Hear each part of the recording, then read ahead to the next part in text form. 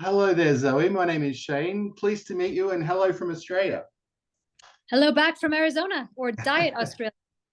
So you're the queen of Arizona metal, is that correct?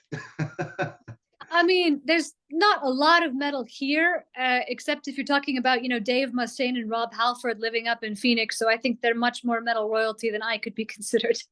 Ah, you're in the mix, that's for sure. If you say so.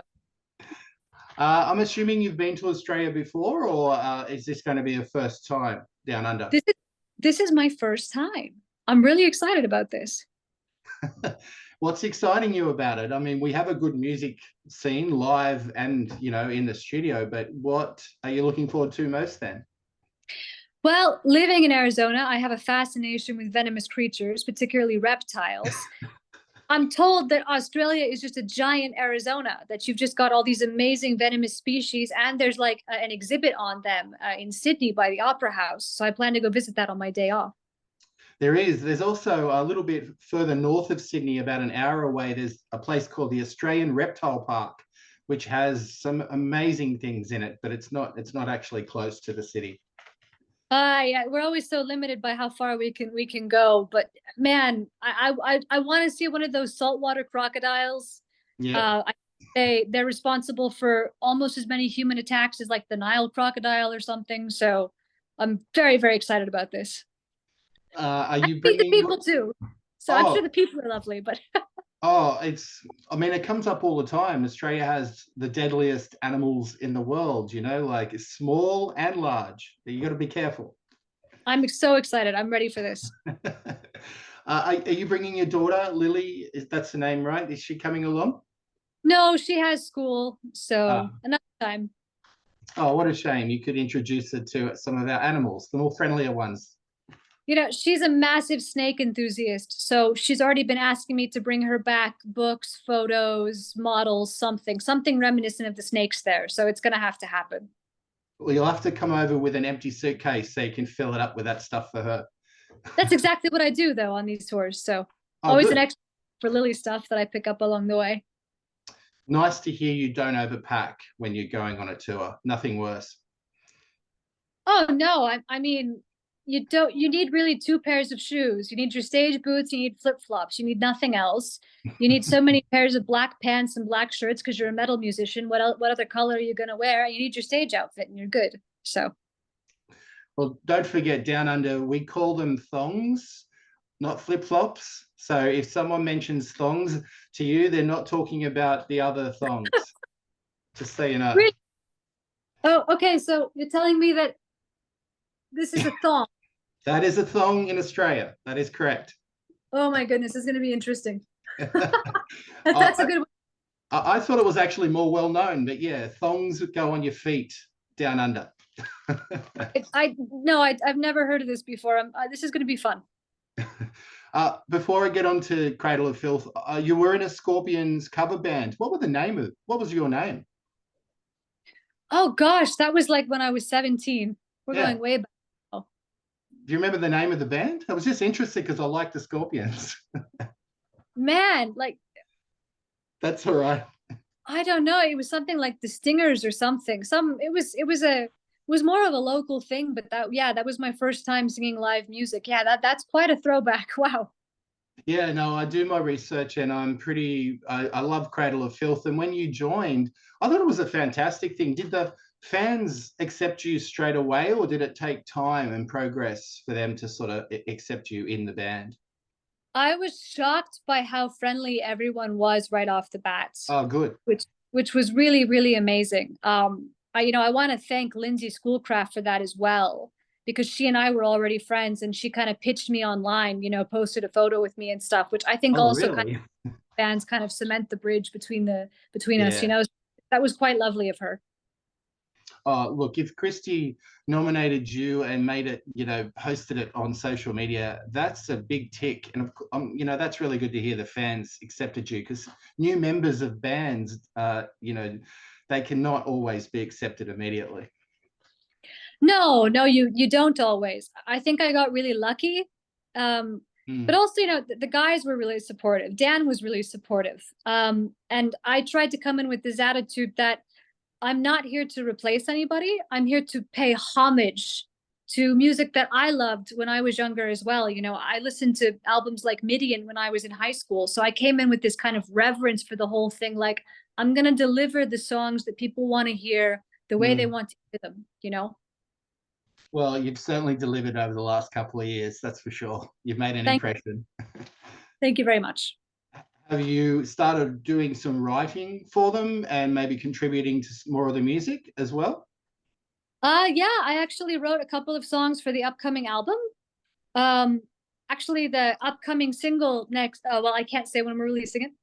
The upcoming single, which the video was dropped, the video was given to Dan last week, which he announced on Instagram. That song started off with my keyboard melodies. So that was pretty special to have a song that started off on my keyboards end up as the first single. That's really, really special. Of course, the guys contributed to it and built it up from there with guitars and some structural rearrangements and stuff. But it was quite special as a new member to be allowed to contribute like that. That's awesome. So you're the genesis of the first single of the new album. Yeah. That's unreal. It's pretty awesome. I'm very flattered that they liked it so much. Keyboards is interesting because they've developed so much over the years. Do you use all aspects of the keyboard, all the sounds that you can deliver, or do you keep it basic? Because you've been on keyboards for such a long time, different variations. It really, you know, for a lot of the tours where you're playing like 90-minute sets and stuff, I tend to switch between solo sounds and orchestral sounds. Yeah. That's pretty much the bulk of it. Of course, in the studio, you're dealing with a lot more sounds quite a bit of the time. But I try to keep it fairly simple on tour because I'm also singing at the same time. You know, so you don't want to be doing the most complicated stuff on the keys. And for what the record is, very complicated vocals at times. I mean, especially the Sarah Jezebel Deva era, there are some really incredibly written vocals, but they're very difficult. So I don't push myself to go totally crazy on both instruments at once. Well, you're in good company. I mean, so many great bands over the years, you know, Tears for Fears, the Pet Shop Boys. I mean, there's so many great bands, Soft Cell, Depeche Mode, can do both. And you're doing both quite successfully. Your range of your voice must take some maintaining. How do you look after your body and your voice? Well, the biggest things both at home and on tour are getting enough sleep and staying hydrated. Yeah. And I actually stopped drinking alcohol over the summer as well. And I found that increased the health of my voice on tour and kept it more consistent. So I'm definitely never going back to alcohol again. Is that right? That's it. You decided to stop just for a short period, but now you're definitely, that's it. No more alcohol in your diet. No, I mean, I'm apart from the effects that it's had on my voice, which have all been positive, I'm just feeling more awake and alive in general on tour. So also cutting alcohol out, I think, was one of the best decisions I've ever made as a musician. So no backstage cocktails anymore or side drinks, side of stage. No. But you also, you don't really need that stuff to have a good time, I've decided. And that's also been very freeing because I've learned how to just have a good time with people instead of substances, you know? Yeah. And of course, it gives you more energy, and you need a lot of energy for stage shows. And I mean, how do you get yourself pumped up for a live gig? Is an event when it comes to Cradle of Filth. So how do you get pumped up? What do you do just before you come on stage? Do you have any routines? I do. I think a lot of musicians are quasi-superstitious, like athletes before big games. Me personally, I have 4 rings that I wear, and they come from different friends and family members, and I kiss all 4 rings to symbolize my commitment to my friends and my family. Nice. And then right before I go on stage, I tell myself, for the cupcake. The cupcake is the nickname I have for my daughter. So I dedicate every show I do to, like, this is for Lily. This is for the cupcake. Let's, you know, because if she was watching me, and she has watched me a couple times, it's like, I'm going to do it right for my kiddo, you know? Yep. Oh, what a great attitude to have. I mean, once it's like a sports person, like you just said, it compares. I mean, once you cross that white line, you have a routine, but once you cross that white line, you're into it. You dedicate it to the audience. Yeah, we're in a game at that point, you know, and we're there to score goals and kick ass and just melt face. So Have you had any experiences on stage that you'd rather forget? Any bad? Did the keyboard legs fall off at any point, or did the power go out? Did you ever have any times where it was a nightmare, or was it all been smooth sailing? I don't think there's a single band that's ever had smooth sailing all the way through. I mean, at least one show per tour, you're gonna have some issue, technology speaking. You know, like something is gonna get unplugged, something's gonna die, something's gonna go wrong. But you know, part of the live music experience and doing this professionally is just rolling with it. You know, so I remember we played a show in Mexico a couple of years ago, and we were on a completely borrowed in-ear monitor system that didn't work. And about halfway through the first song, we realized it was not going to work. And so a lot of that show, we all pulled out our ears. We were, you know, relying on the drummer. Please, Martin, please keep us on the click, you know. So that happens, but you just kind of have to roll with it, because you can't pause the show and say, hey, we got to go through all of the tech issues and stuff. You got to keep going. Yeah. Well, you know what? Every show in Australia is going to be tip top, right? You know, regardless of whether or not it goes perfectly, we're there to have fun. I think you guys have fun, and we just roll with it. You know, this is metal. We're not stopping. We're not backing down. Yeah.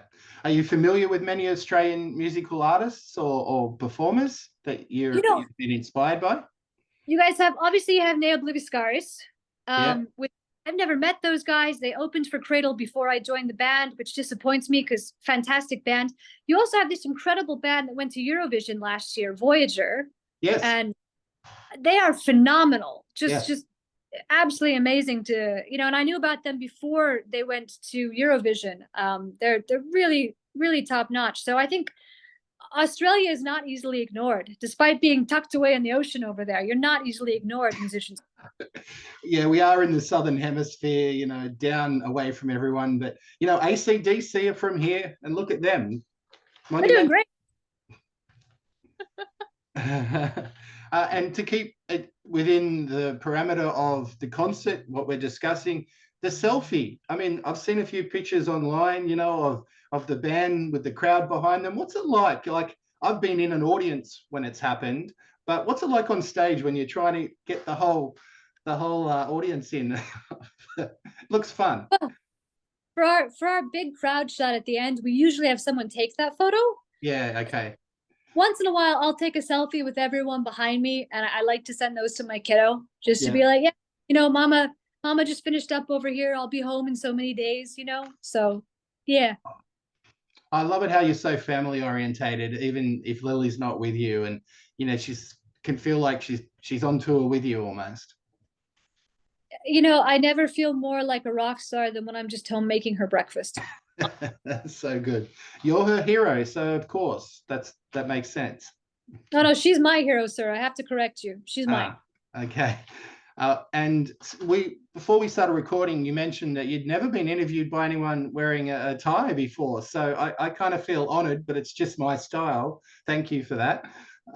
But your style, like, how did you maintain what you want to look like? Did you just sort of grow up and develop into what you wear and how you feel comfortable, or did you always have that certain style and that look? Because you look fantastic at all times, but on stage you just have that presence. Thank you very much. I was always kind of one of the alt goth kids in high school, so there was a lot of black going on. I've always had a black leather jacket, you know, so when I joined, it was just like, can you wear black? And, you know, my whole wardrobe's already black, so that wasn't a problem. And you just mix it up every now and then with a touch of color, right? A little bit. You know, it's funny. I started wearing more color once I started dating Ashok. And that kind of surprised me, because he asked if he could see me in more colors besides black, which is not very metal of him. But, you know, he's gotten me kind of to wear a couple other colors now. But overall, most of my wardrobe's black, and I try to keep it feminine. I try to, you know, keep it, yeah. As I mentioned before we started recording, I'm a former public school teacher. So there's a standard of just classiness that I prefer to adhere to personally. So, yeah. Is that something you'd go back to teaching if, say, it's not going to happen, and I don't want to jinx it, but say something happened with your music career, would you go back to teaching? Is that a career you could chase up again, do you think? I love teaching, but unfortunately, right now in the States, there is a really strange there's a really strange push to limit the image and the ideas presented in schools. And I would say that right now, someone who'd been in a band like Cradle of Filth could not go back into the public education workforce. There would just be too much controversy, which is ridiculous. You know, it has nothing to do on someone's abilities as a teacher. But the moment they Google you and see that you were in an extreme metal, black metal band like Cradle of Filth, I very much doubt I could get hired again in Arizona, I'm afraid. Yeah, that sucks. People judge you on all sorts of things, and yeah, that's sad but true. And not just in America. You were saying in America. I'm sure it would happen here too, unfortunately.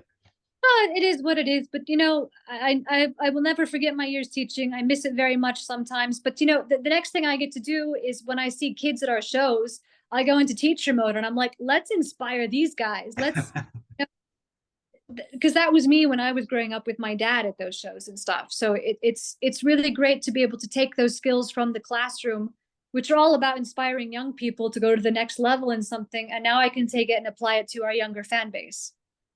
So you get all ages at your concerts. So you see children and families as well as adults, depending on the venue, I'm assuming. Yeah, depending on the show, because of course some have age restrictions, but I've seen toddlers with ear protection, of course, sitting on mom or dad's shoulders. I hope so, yeah. You know, and then, you know, I've seen all the way up through middle school and high school, and they're there with their parents, which I love. You know, there was this one dad who brought both of his daughters during one of my first Cradle tours. And it was great because dad was behind both of them on the barrier with his arms around them, kind of protecting them, but he got them to the and of course, we're all overjoyed to see young people. We're all throwing our guitar picks and the set lists and stuff at them. So it's amazing kids at the shows. It's my favorite thing ever. That's really, I'm stoked to hear that. It's an experience for everyone, and some gigs can get away from that. It's just adults only. They don't really sort of cater for different generations. So that's terrific. And you were saying your dad dragged you along to concerts. Do you remember as a kid who you saw? I'm sure you saw Iron Maiden at some point. I saw with my dad. I saw Iron Maiden. I saw Rush. I saw Nightwish with my dad. I saw Within Temptation with my dad. Nice. I saw the Iron Maidens, which is of course the all-female tribute to Iron Maiden as well. They're with my dad. You know, so there's so many I couldn't even begin to recollect them all. I've had a chat to a few of the girls from the Iron Maiden's tribute band over the years, and they're all so awesome. So yeah, you're in good company with them. They kicked ass. They kicked ass. Was really awesome to see those guys too, because you know, people always want to write you off if you're a girl doing this. Like, oh, you're doing this because you're a girl. You're successful because you're a girl. And in the case of the Iron Maidens, you're cute girls. And then you watch them play and you're just like, oh my God, my face is melting off. They're just absolutely incredible, all of them. Yeah, I second that. You sort of brought it up just then about, you know, this perspective of being a female. Have you ever had any hurdles getting to where you are? Have you had any knockbacks or indiscretions that have happened over the years, or have you had a good run and no dramas? I don't think you'd find a single woman working in any part of the entertainment industry who has not encountered an obstacle related to gender, which is unfortunate. I know it's getting better. But there's always going to be some people that are going to see you as a gimmick, you know, and then you're always stuck in this false dichotomy of do you hypersexualize yourself, or do you downplay your femininity and be one of the boys? And really, you don't have to do either. You can do your own thing. You know, there's this great song about it, actually, written by a band called Icon for Hire. It's called Now You Know. Yeah, about what it's like to be a woman doing this. So I hope it keeps getting better. It's not there yet, but I have a lot of hope for the future. Oh, it's definitely getting there. Like you said, not quite where it needs to be, but it's changed over the years, and I'm glad it's still changing, and still the awareness is much more apparent. Yeah, it's nice to see. Hopefully our daughter's generation is going to have a much easier time being part of this. Yeah, exactly. Is there a Cradle of Filth song that really sets you off? Is there one in particular you see on the set list and you go, right, that's coming up. I'm going to go off. Any particular one you love? Matt, there's a couple. My favorite one to play live right now is Saffron's Curse. It's just Okay. such a fun song. It's got great energy, great vocal parts, great keyboard parts. And then I love playing The Principle of Evil Made Flesh, because there's this one section of the band where I just get to windmill for like, a whole 45 seconds or so. And I just windmill the whole time, and I'm just having a good time out with my friends on stage. So you can't beat that. Oh, that's funny. So windmilling and cartwheeling is a little different, but that sounds like fun. I can't cartwheel, so yeah, I can only do one of those. Have you ever thought about, because you do a lot of songwriting, as we mentioned earlier, but have you ever thought about writing a rock opera or a movie, a musical, maybe a short film to music? Is that something on your agenda? With my own band, I get a lot of creative freedom to kind of storyboard things and determine the visual direction as well for the music that we're creating. And that's really great because, that's how I get to be a storyteller. In Cradle of Filth, I am helping convey someone else's story, which I love. But when I make my own music, I have much more control over the narrative that the story is taking, which is a lot of fun too in its own way. Yeah. So in terms of doing something like a concept album or a rock opera, maybe at some point down the road. I haven't really thought ahead to a concept album at this point in my career, but you never know. Yeah, the band at The Last Dinner Party just released like a short film to 4 or 5 of their songs and then linked it together to a story. And I just think more bands will start doing it because that is very successful if you get a chance to watch it. The Last Dinner Party.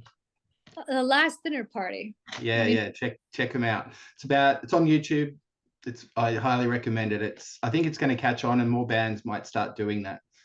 Great idea. Well, it's a cool way of mixing the medias, appealing to different people's desires for different kinds of art.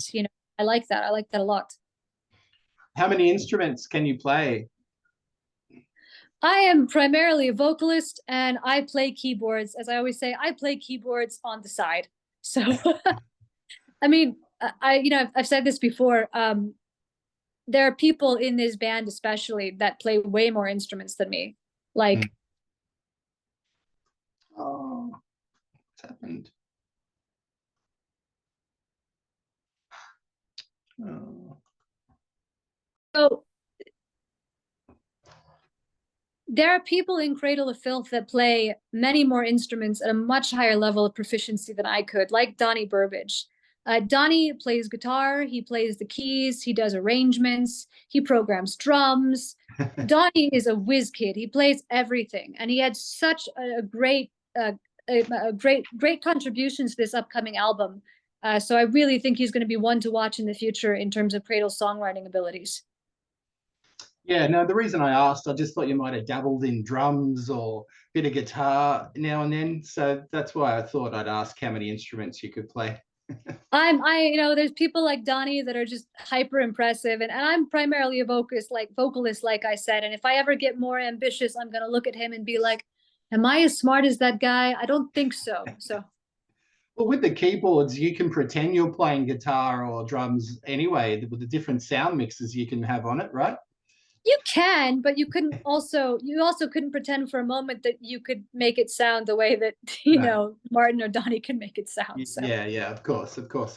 What other styles of music do you like outside of metal or rock? I'm assuming classical because there's so much symphony metal in what you do. Classical was a lot of my foundations at university when I was studying vocals. So you can't skip the original pop songwriter, which is Mozart, of course. But I also really like electronic music. I love Black Audio, Dead Can Dance, which I guess is another Australian offering. Yeah. But I also like bluegrass. I think my favorite album of all time is this progressive bluegrass album from 1989 called The Telluride Sessions by Strength in Numbers. And it's a magnificent album. The production is just flawless. So okay. I take a lot of persuading to listen to bluegrass, but I'm happy to give that one a go if you recommend it. This is progressive bluegrass. Okay. It's an amazing album. Like the production cannot be beat. So yeah, recommend. Thank you. It's on the list. Before we go, I want to ask you about music in general. I mean, albums, LPs, vinyl is are back, basically. People are now releasing them and they're getting bought in numbers. Do you like how that's happening again, or do you like the progress of the digital era? I mean, it's some people are give or take both. Others don't like the digital era. What's your take on it all? You know, as a child of the pre-internet era, if only for a short time, I do enjoy physical music. I enjoy holding art and looking through the booklet. And I think a lot of people in my generation or older are like that. But I also think that you can't halt the progress, if you want to call it progress, of where music is going, because it is in a very digital direction at this point. I don't think you can stop that or backtrack from that at this point. So it's nice to see vinyl kind of counterbalancing that to some extent. Yeah. But I think, is Gen Z buying vinyls? I don't know. And at the end of the day, if they're not buying vinyls, then the future of physical music is still very much at risk long term. Yeah, it's hard to say. I think if a Gen Z does buy vinyl, it's for just vintage nostalgia to give to someone else, usually. Probably, yeah. Yeah. You're coming to Australia. Can you surf? Have you ever surfed? I'm from the desert. We don't have any water here, so I'm afraid not. There is a movie called North Shore about a Arizona local who learns to surf at Arizona in a wave pool and then goes to Hawaii to compete. So it can happen. That's why I thought I'd ask. Well, I'm leaving tomorrow. If I can figure it out in the next 24 hours, I will let you know. Okay, no worries. And to wrap it up, what are your vices? Do you have any vices? Have you got anything that you can't live without? Any habits or anything like that you could share? Oh God, so many. Wait. I mean, I'm ADHD as hell, I would say, and so I get hyper fixated on things for short periods of time. Vices. Well, it's not alcohol anymore. Obviously, you're not drinking. Yeah, I mean, is it chips or candy, as you call it? That's another thing when you come to Australia. If you hear someone say lollies, they're talking about candy. Lollies. Okay, I remember that.